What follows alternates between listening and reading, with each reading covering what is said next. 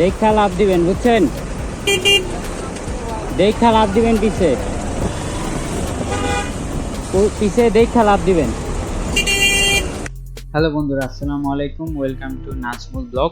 মাঝে মাঝে কিছু মানুষদের জন্য রাস্তাঘাটে অযথা অ্যাক্সিডেন্ট হয়, আবার সেই মানুষগুলি ভাগ্যের জোরে বেঁচে গেলে রাইডারের উপর দায়বদ্ধ করে। আবার অনেকে তো বলে বাপের টাকে বাইক কিনে ফুটানিগিরি করছে। না ভাই, আসলে বাইকাররা এরকম না। বাইক জিনিসটা হলো একটা শখ। যার যত মন খারাপ থাকুক না কেন, বাইকটি নিয়ে বের হলে তার মনটা অবশ্যই ভালো হয়ে যায়। নেশা পানি বিড়ি সিগারেট খাওয়ার থেকে ভালো বাইক নিয়ে ঘোরা। কোনো মেয়ের পিছে অযথা টাইম এবং টাকা পয়সা বরবাদ করার থেকে বাইক নিয়ে ঘোরা ভালো। রাস্তাঘাটে যে কোনোভাবে যে কোনো সময় অ্যাক্সিডেন্ট হতে পারে, সেটা ভাগ্যের ওপর। আবার অনেকে অযথাভাবে অ্যাক্সিডেন্ট হয়। কিছুক্ষণ আগে একটি ভিডিও দেখালাম, যেটা সময়ের সাথে ব্রেক না ধরলে হয়তো একটা অঘটনা ঘটে যেতে পারে। তাই রাস্তাঘাটে চলার পথে সাবধানতার কোনো বিকল্প নেই। এতে করে আপনার জীবন সেফ হবে এবং অন্যের জীবনও সেফ হবে। যাই হোক, এভাবে কেউ কাউকে দোষ দিয়ে চলা যায় না। আসলে সময়টার উপর সবকিছু নির্ভরশীল। যার মরণ যেখানে আছে সেটা হবেই। সময়টা ছিল বিকাল 5টা। বনেশ্রী থেকে স্টাফ কোয়ার্টার যেতে এই ঘটনাটি ঘটে। সাধারণত আমার ভার্সিটির নতুন বাজারের দিকে। বেশিরভাগ সময় এই রাস্তা দিয়ে চলাফেরা করা হয়, তাই এই রাস্তার সাথে আমার অনেক এক্সপিরিয়েন্স জড়িয়ে আছে।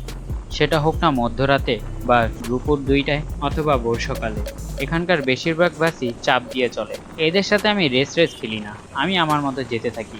কারণ দুর্ঘটনা কখন যে ঘটে যেতে পারে তা বলা যায় না। এসব রাস্তা দিয়ে চলাফেরা খুবই মুশকিল। স্টাফ কোয়ার্টার থেকে বনশ্রী বা বনশ্রী থেকে স্টাফ কোয়ার্টার, যারাই এই রাস্তা দিয়ে চলাফেরা করেন না কেন, তাদের এক্সপিরিয়েন্স হতে খুব ভালো। কারণ কিছুদিন পর পর এই রাস্তায় অনেক অ্যাক্সিডেন্ট হয়ে থাকে। যার জন্য আমি বেশিরভাগ সময় মোস্তামাজের আগে ছোট্ট একটি গলি পড়ে এবং সে গলি দিয়ে ধার্মিক পাড়া হয়ে কোনাপাড়া দিয়ে আমি আমার বাসায় চলে যাই। সেখানকার আবহাওয়াটা খুব সুন্দর থাকে এবং সতেজ নিঃশ্বাস নিতে পারি। কারণ সিটি থেকে একটু বাইরের যদি কথা ভাবা হয়, তাহলে এই জায়গাটা আসা যায়। কারণ সিটির মধ্যে এরকম অক্সিজেন, পিওর অক্সিজেন পাওয়াটাই এখানে হয়তো পাওয়া যেতে পারে।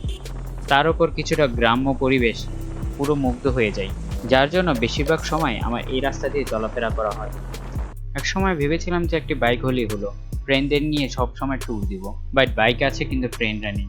তাই সময় থাকতে সবকিছু করে নেওয়াই বেটার। কারণ সামনের কোন সময় কি হবে কিছুই জানা যায় না।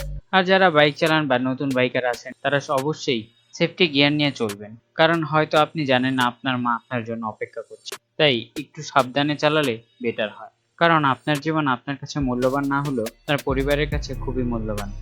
তো বন্ধুরা, আজকের মধ্যে এখানেই শেষ করি। আমার চ্যানেলটি যদি সাবস্ক্রাইব করে না থাকুন, অবশ্যই চ্যানেলটি সাবস্ক্রাইব করে দিবেন। ধন্যবাদ সবাইকে।